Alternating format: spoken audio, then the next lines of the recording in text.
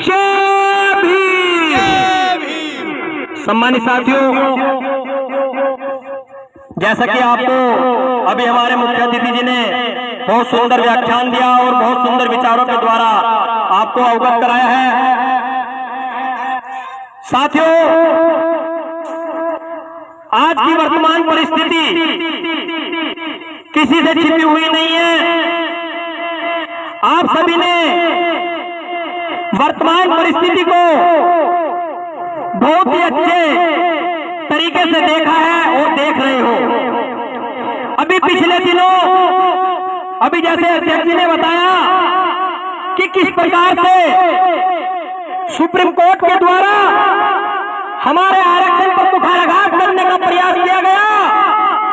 सम्मानित साथियों, मैं आपको बताना चाहता हूं इस मंच की जानिब से कि ये केवल सुप्रीम कोर्ट के द्वारा जो निर्णय आया है, ये समाज को वर्गीकृत करने का निर्णय नहीं है, ये समाज का आरक्षण खत्म करने की साजिश है। सम्मानित साथियों, मैं तो कहना चाहता हूं इस मंच की जानिब से और बता देना चाहता हूं उन लोगों को जो आज लोग अपने अपने घरों में सो रहे हैं, अरे यदि आपका स्वाभिमान बचा है, यदि आप जिंदे हो और यदि अपने आने वाली पीढ़ी को जिंदा देखना चाहते हो तो खड़े हो जाइए और संघर्ष की इस बेला में माननीय बहन कुमारी मायावती जी के साथ आकर उनकी ताल से कदम मिलाकर समाज को एकजुट करने का काम कर दीजिए। सम्मानित साथियों, आपने पिछला चुनाव देखा और 2007 के बाद जब माननीय बहन कुमारी मायावती जी इस देश के अंदर, उत्तर प्रदेश के अंदर शासनकाल में थी, आपने उत्तर प्रदेश का शासन देखा। किसी की क्या हिम्मत थी कि कोई दलित समाज पर हाथ उठाकर देख ले? किसी की क्या औकात थी कि कोई दलित समाज को आप शब्द कह दे?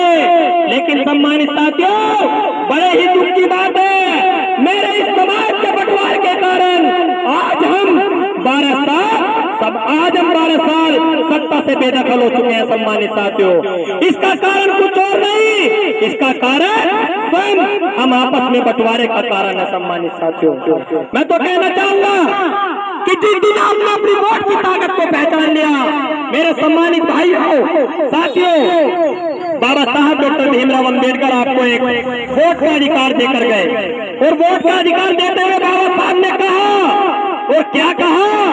बाबा साहब ने कहा कि मेरे समाज के लोगों, मैं आपको एक वोट का अधिकार ऐसे दे रहा हूं कि अब राजा रानी की पेट से नहीं, वोट की ताकत से, यहाँ के संविधान से जन्म लेगा। सम्मानित साथियों, अपने आप को पहचानो। अरे क्या अपने अंतःकरण से कभी सोचो और सोचना कभी इस बात को कि हम बाबा साहब के सिद्धांतों पर चल रहे हैं? क्या बाबा साहब ने जो हमें